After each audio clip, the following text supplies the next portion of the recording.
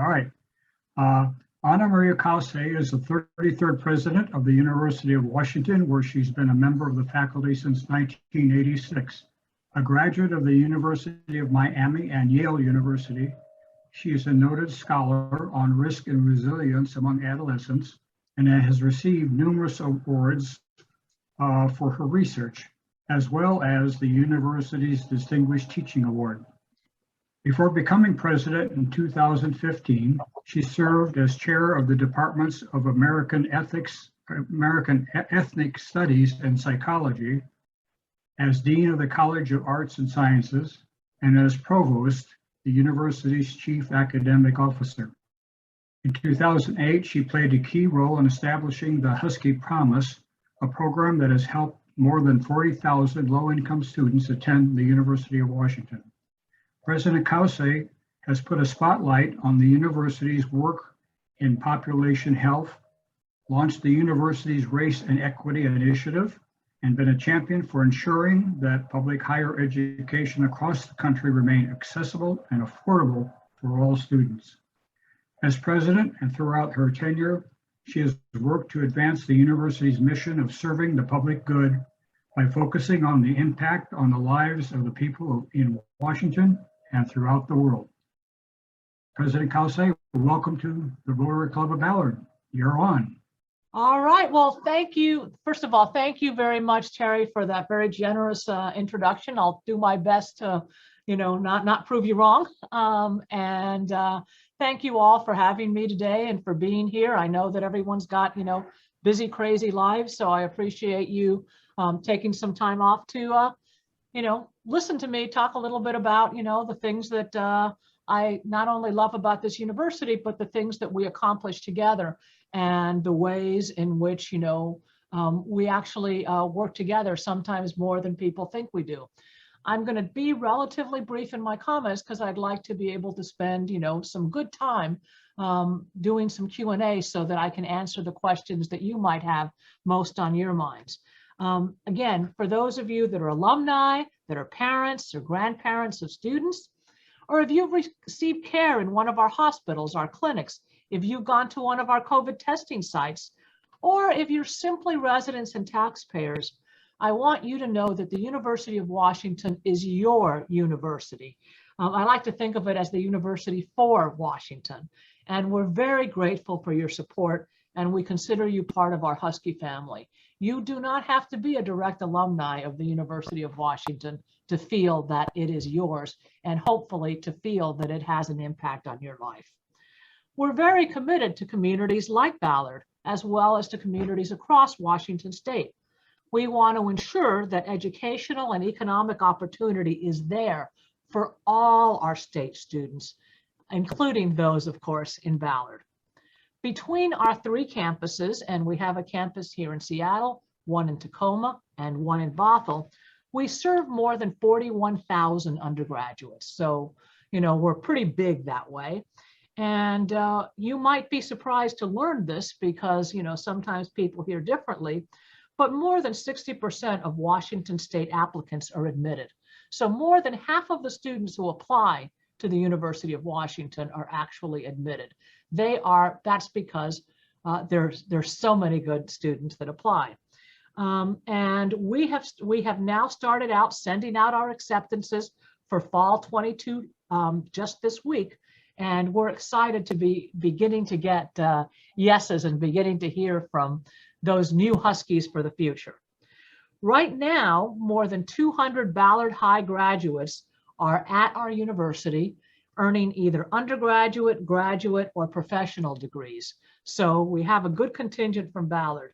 And these students go on to serve as entrepreneurs, innovators, professionals, including 8,700 here in Ballard, where they're expanding our middle class and making our neighborhoods vibrant and livable.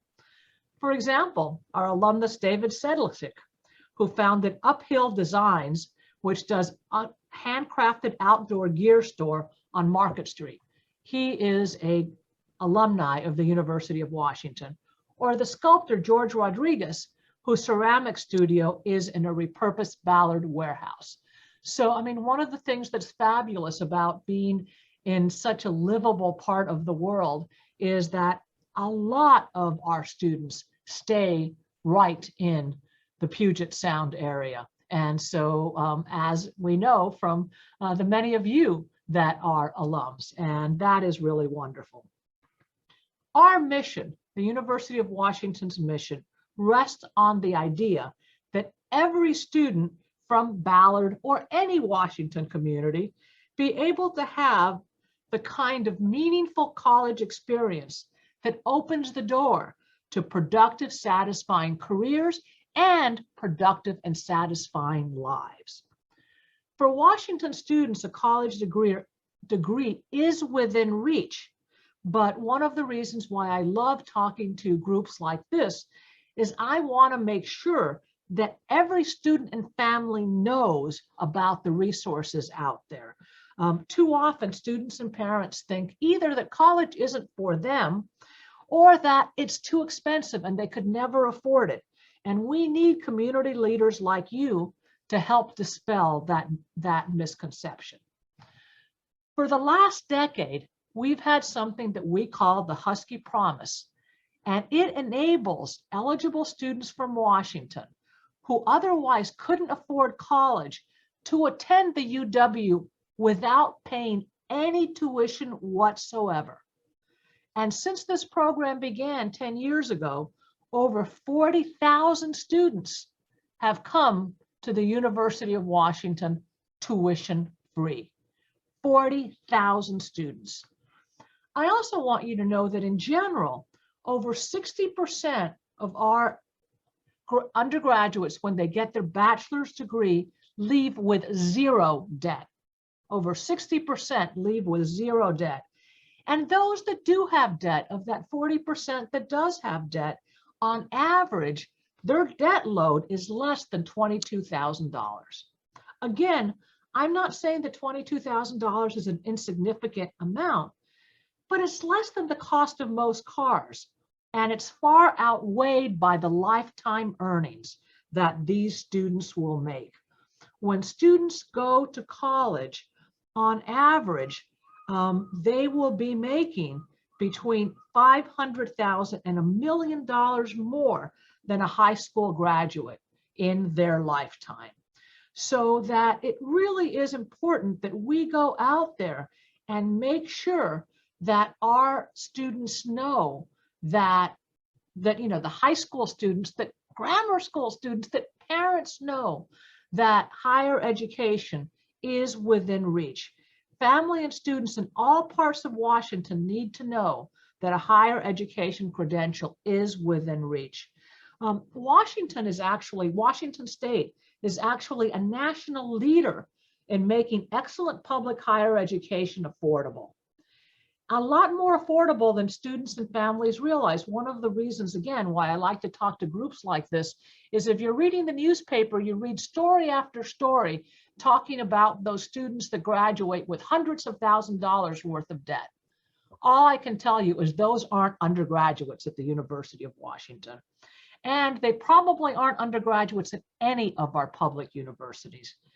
In 2019, so just a few short years ago, the legislature created the Washington College Grant, and it provides full tuition scholarships to families making up to $55,000 a year, and partial scholarships to families making median income, which is about $88,000 for a family of four. And like I say, our Husky Promise goes up by that just a little bit.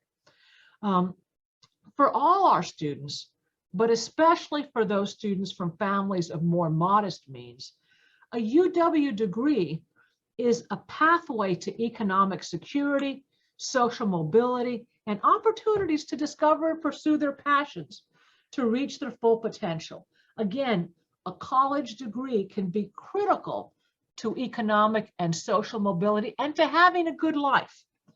As I mentioned before, the average four-year degree holder earns between $500,000 and $1 million more than their high school graduate counterpart across their lifetime. But it's not just that, but the jobs that they hold are more recession-proof. College graduates are much less apt to be laid off during a recession. And as we've seen last year, they're also more pandemic proof. It was a lot easier for college graduates to work on Zoom than others. So it is really, really important that students know that if they work hard and they do well in high school, that a college degree is well within reach, and it won't cripple them for a lifetime. In fact, it will set them up for having a fabulous economic future. But as much as students are a core part of UW's public mission, as a leading public research institution, our work and impact also extends into the communities we serve across the state, including, of course, Ballard. For example, the College of the Environment is engaged in cutting-edge research to understand the impacts of climate change and pollution on the fishing industry, which we know is so important to your community. There's a growing population of jellyfish in Puget Sound, and we're trying to understand better its impact on commercial fish stocks, and also on the effects of climate change on the life cycle of the Dungeness crab, which we know is something very, very special in our region. We're also proud of our partnership and events with the National Nordic Museum, which is, if you haven't been there, it is knockout beautiful. And we've had a joint event there with the UW Polar Science Center to decorate toy boats to be used in a study of ocean currents. We've also had talks there by faculty in our Scandinavian Studies department about current attitudes toward Nordic countries in the US. And we love that venue, and it's a great space that we will continue to use.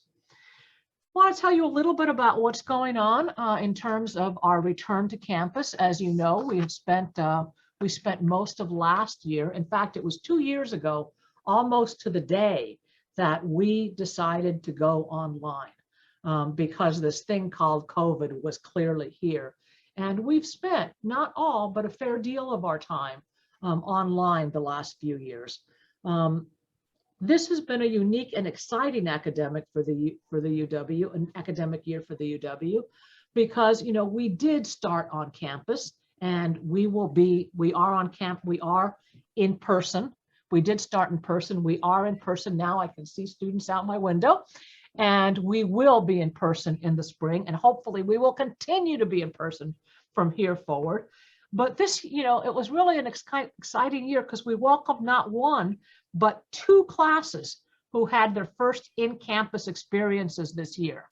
So including more than 8,800 freshmen across our 3 UW campuses.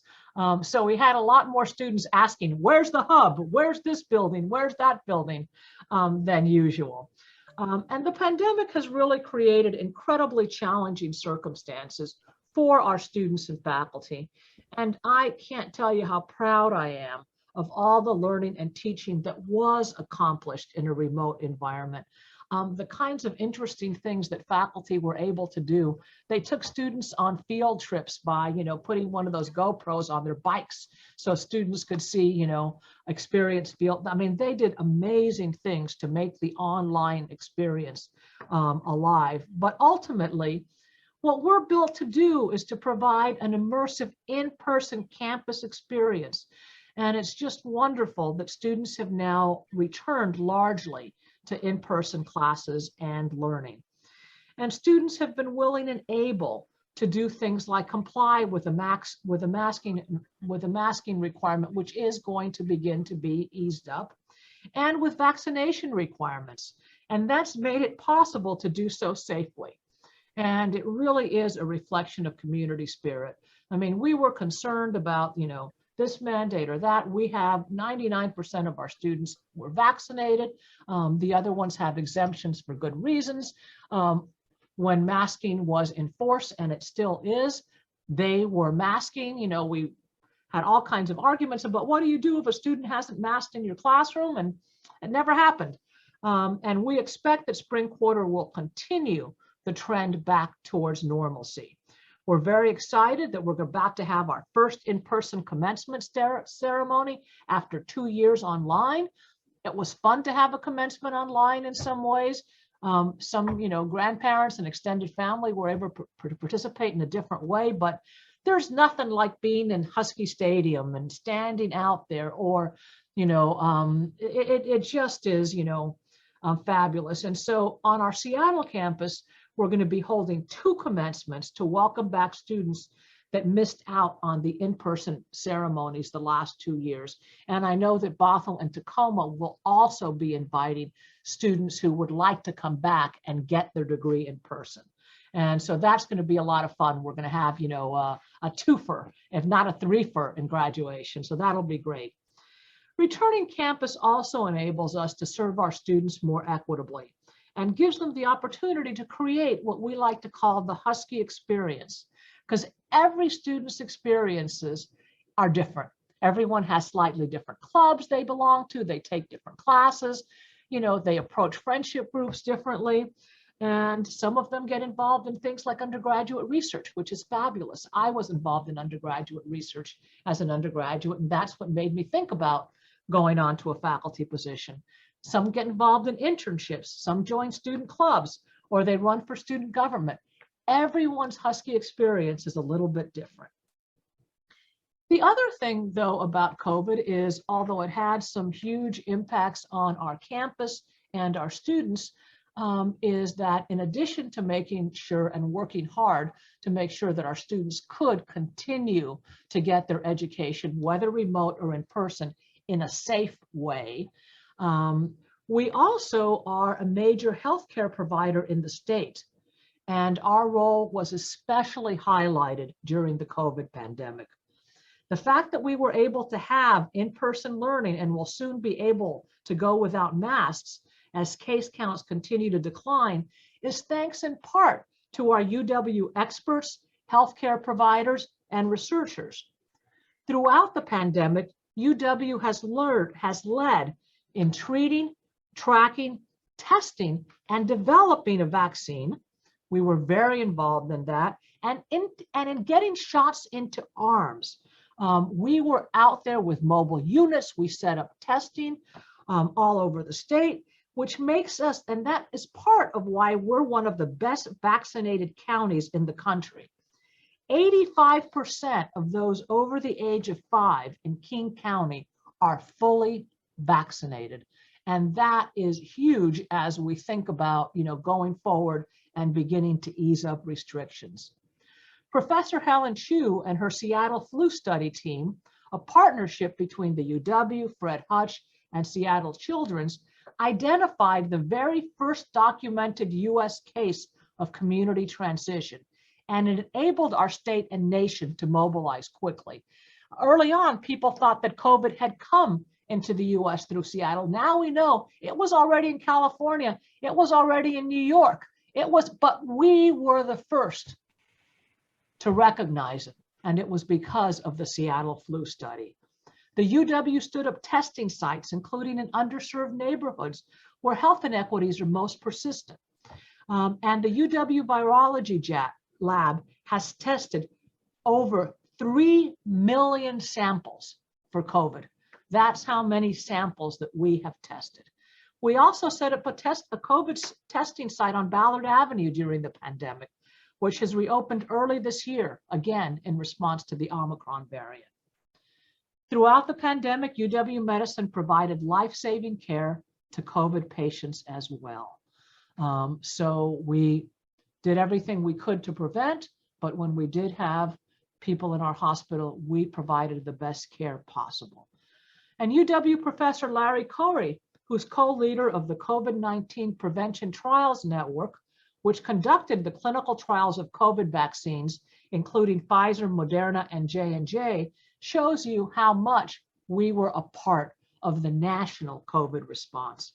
We also have researcher Lisa Jackson, who led the world's first trial of the Moderna vaccine. The UW played a huge role, not only locally, but nationally. And these are just a handful of ways in which the UW has contributed to fighting the pandemic, and a tiny fraction of the ways in which the UW contributes to overall health and well-being in our communities more broadly. Again, we are a great educational institution. We're a great research institution, and we are a huge and a fabulous healthcare provider as well. So, in closing, because I do want to leave lots of time for questions, I'm often asked, people ask me, what's the UW's mission? What's your strategic plan? And I see it as both simple but ambitious. We seek to be the greatest public research university in the world as measured by impact. Sometimes the impact will be in terms of students' lives who can continue to pursue their degree, taught by excellent, talented faculty, committed to helping them achieve even in this very, very hard, difficult time. Its impact in terms of COVID patients whose lives were saved, or those who never got sick at all because they were vaccinated. And our impact is also in strengthening communities across Washington to ensure that they can thrive and be resilient when we face challenges, because we know that COVID won't be the last challenge that we face forever. I know we have UW supporters with us today, so thank you all for the help that you help us accomplish. We're very proud to be your conduit to making a difference in things that you care about, because I know that what you care about are issues that we care about as well. As local leaders and as Washingtonians, I know you're guided by your sense of mission and commitment to making a positive difference in the world. It's how we began this meeting. And I want you to know that our faculty, staff, and alumni, we share that commitment with you. We seek not only to help our region's communities thrive, but to do so in a way that has impact for Washington and the world. And so I really look forward to keeping this conversation going and to taking your questions. So ask me anything you'd like. Thank you. Yeah, thank you for your presentation and your discussion and telling us what's going on with the University of Washington. It absolutely has a huge impact on the area and the rest of the world also. We've got a couple of questions in the chat line. I will go this from Alana Morris.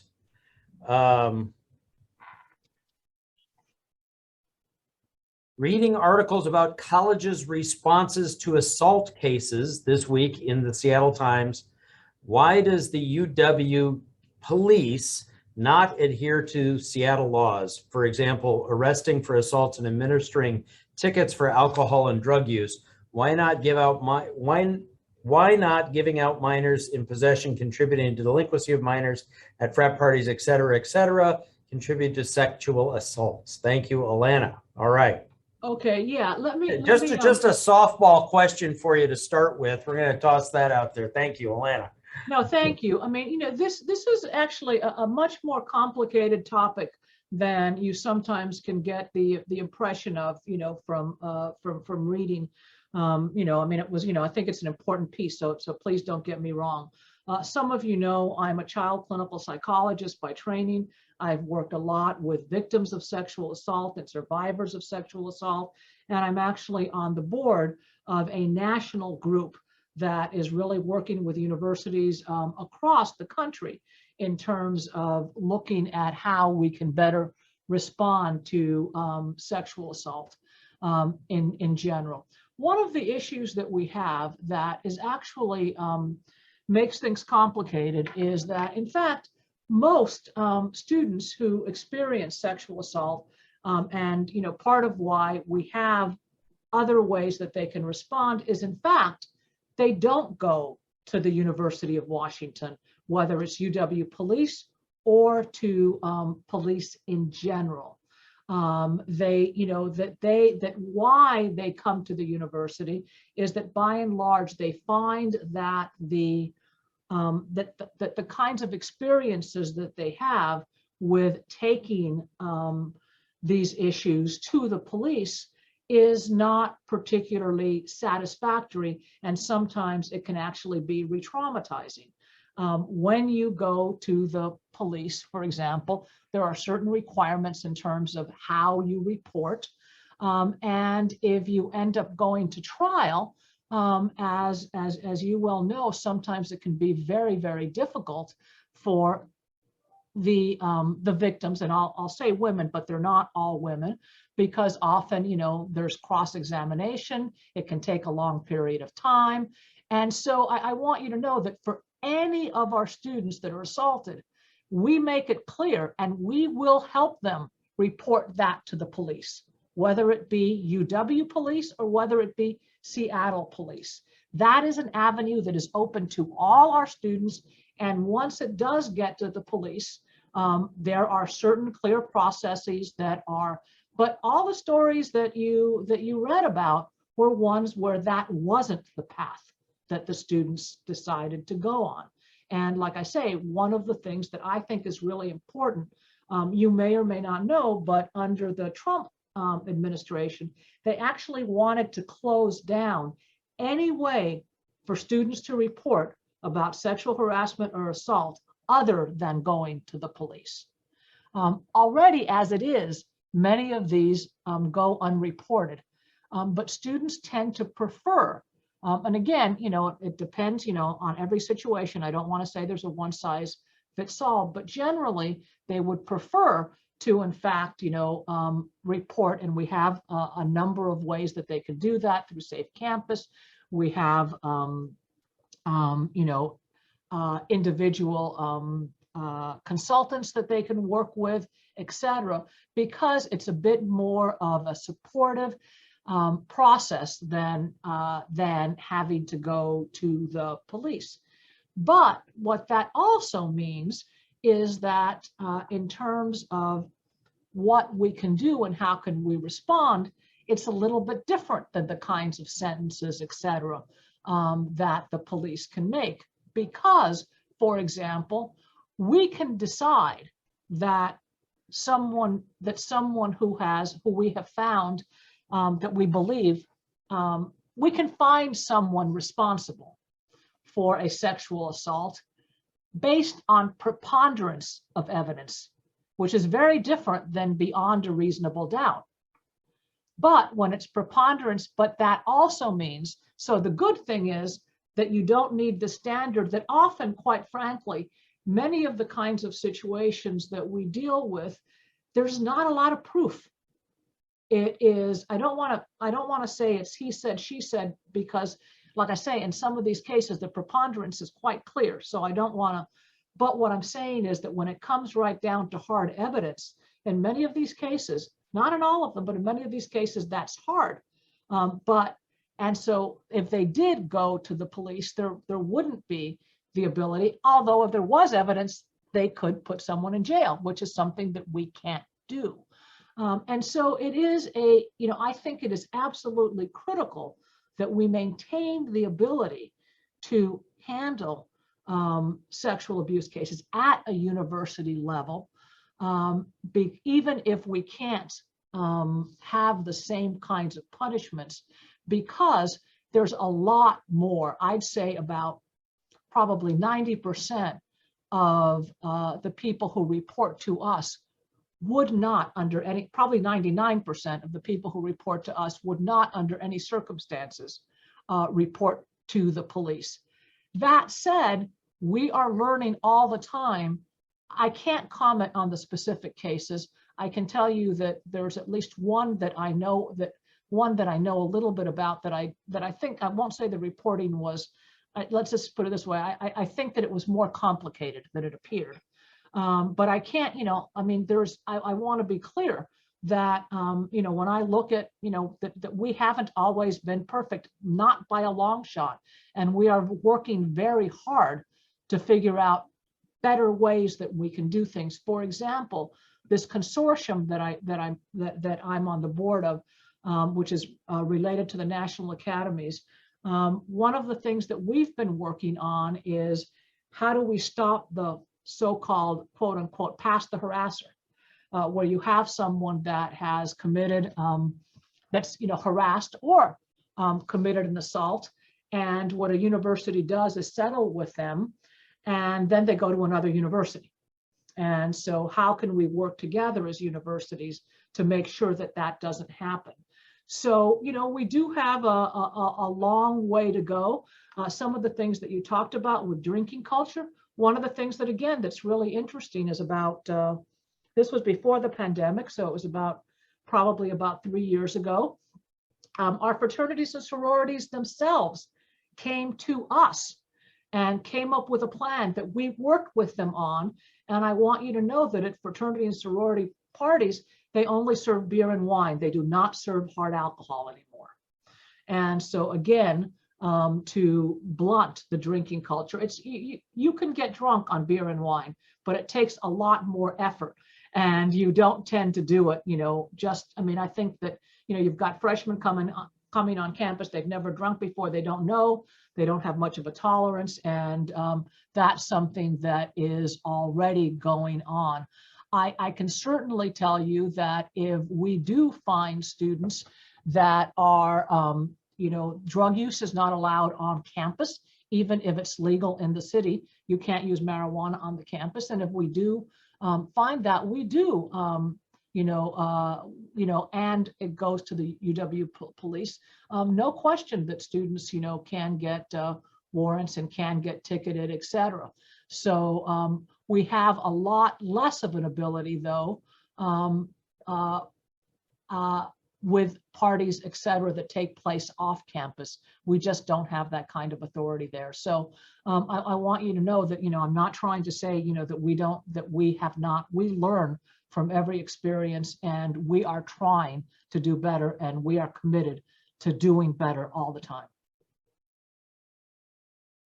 Thank you so much. Question from Britt Olson. Can you talk about how the UW is approaching land and property development, particularly in the area of affordable housing? How is the work going with the Nehemiah project in the Central District? What partnerships are happening between UW and developers?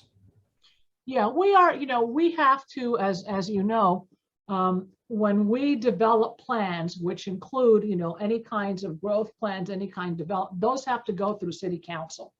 And so we did that a couple of years ago, is put our growth plans in front of City Council. And they very much ask exactly these kinds of questions, is how are you going to manage growth? And that's everything from growing, you know, putting in a new academic building to student housing or other kinds of housing. The whole issue of affordable housing is incredibly important to us. First of all, as you know, we are a huge employer. And yes, some of the jobs pay very well, but some of them pay median income. We have a lot of custodians on the campus. We have at our health, in our healthcare centers, as well as, quite frankly, our incoming faculty. They don't make enough to be able to afford. I mean, our biggest problem right now in terms of recruiting and retaining faculty is the high cost of living in Seattle. And one of the things that is very difficult for us is that I think that some areas, New York, Los Angeles, San Francisco, they've had this problem for a long time. And, so they've got faculty housing, et cetera. Quite frankly, one of the reasons why I came, the year that I came to the University of Washington, I had an offer at UCLA. And one of the reasons why I came to Washington, it was partly, the psychology department here was much stronger. I loved the people here. I loved the vibe, but it was also, I could see myself potentially buying a house here, and I couldn't see that in LA, but they had faculty housing. So I actually could have, lived there. And now we're in a position where our housing is about the same cost, but we don't have faculty housing because we never thought we would need it. And so the issue of affordable housing is very, very important. We have a real estate group that we work with, and we are working on developing more affordable housing. And by that, I mean not just low-income housing, but middle-income housing. I don't know, Natalie or Randy, can you talk about the Nehemiah project in specific? Hi, I'm Randy Hodgins. I'm the Vice President for External Affairs. I'm not, you probably have more knowledge about the name of the project than I do, but as Anna-Marie mentioned, we just recently, a few years ago, had our master plan reapproved, our new master plan reapproved by the city. And in that master plan, they required the university to build over the next several years 450 new units of low-income housing. 150 of those units, which are going to come online in the next few years, are going to be a project right here in the University District on Roosevelt Way, on some property that we own across the street from the Portage Bay Cafe.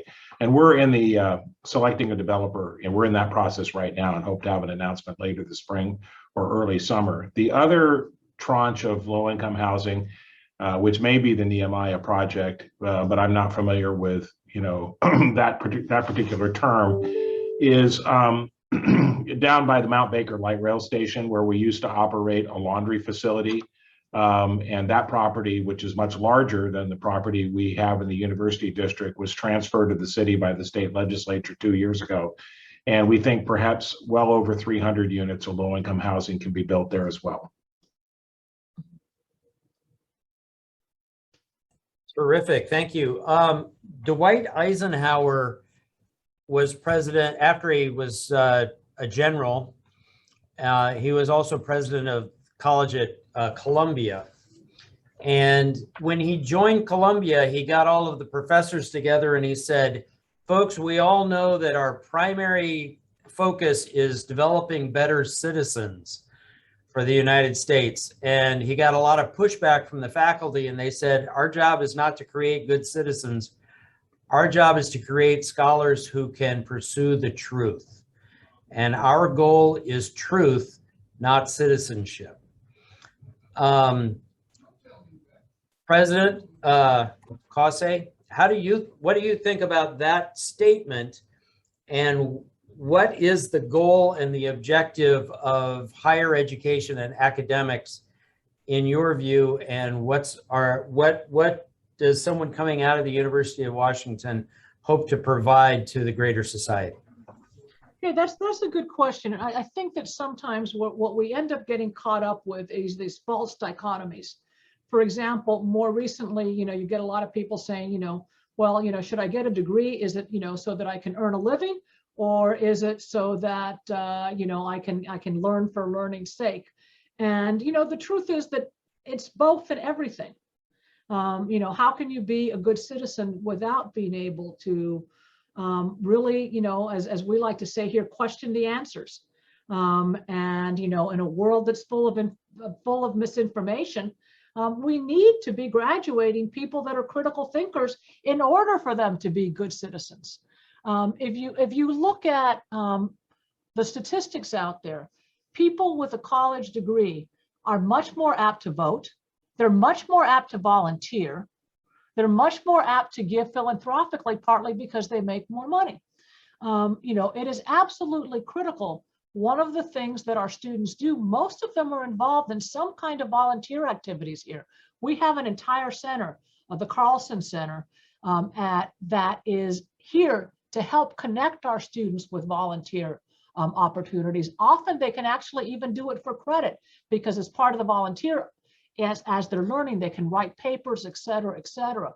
There is no question. I mean, one of the things that I can say about this generation of students, and I'm sure that you've all heard some of the negatives, but they are very civically minded. They are very driven by values. This is a group of students that will pay more for sneakers because they're made, they're made from recycled materials than not. They care about the environment. They care about issues around poverty and homelessness, et cetera. But like I say, my mentor as a graduate student, the man who advised my dissertation, his name is Ed Gordon, one of the first African-American professors at Yale University, turned 100 this year, and is still active. We're still doing some writing together. His mentor was W.E.B. Du Bois, who was one of the founders of the NAACP. And he gave a talk to some young men at Hampton College, which is a Black college, an HBCU. And this was at the turn of the century, when, getting a degree was, just beginning to happen for Black young men. And he talked to, and these were, the first in their families to go to college, et cetera. And he told them, straight out, he said, as important as it is to make a living, it is even more important to make a life. And we want our students to leave here able to do both. We want them to be able to make a living, to have careers that they care about, that will support their families, that will, allow them to have good lives.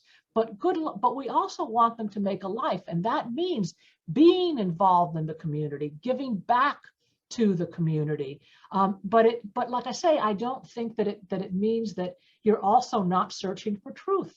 Like I say, right now, I mean, we have a Center for the Public Interest that actually it's founded by it's out of our School of Information, although it brings in the university as a whole, and actually has a partnership with WSU that is totally focused on helping us battle all the misinformation that's out there. And that is critical. I honestly believe that the ability to be critical thinkers, to question the facts, to be able to do independent analysis of the facts, to read an article and say, and ask questions about it, that is critical to being a good citizen. One of the things that I really love is I had a student when I was chair of psychology. There was a graduate of our department who had been teaching the occasional class in psychology, and she was called on to teach, and she taught a class at another university that I won't name, but that was not a research institution. And we were talking about what the difference was. And she said that what the difference was that, one of the things that she often assigns in class is she asks them to bring in a newspaper article that has some statistics or whatever that talks about a study in it. And she said that, so something that says, 75% of people prefer X to Y, that kind of thing. And she says that, when she talks about that with UW psychology students, that they always ask, well, how big was the sample size? How did they do the analyses? Did they have a control group? Whereas, at this other university, they ask, well, is that right? And I think that it's really critical, because the answer as to whether or not that's right depends on all those other questions. So, I think that we really aim, our idea is, that quite frankly, students are going to continue. We know they're going to continue to be active learners throughout their life. I can't tell you how, well, I did my dissertation on data cards. That's, the kind of dinosaur I am. The number of times that I've had to reinvent myself as I've moved from being a department chair to a provost to a president. And these students are going to be constantly reinventing themselves. So yes, we want them to have a body of knowledge that they can hold onto, and they can go to an employer to and get a good job. But we want them to be lifelong learners. We want them to be involved in their communities. When they graduate from here, they leave with a sense of responsibility that to those that have been given much, much is expected. So it's all of those things, not one or the other. It's all. Thank you so much again for being here today.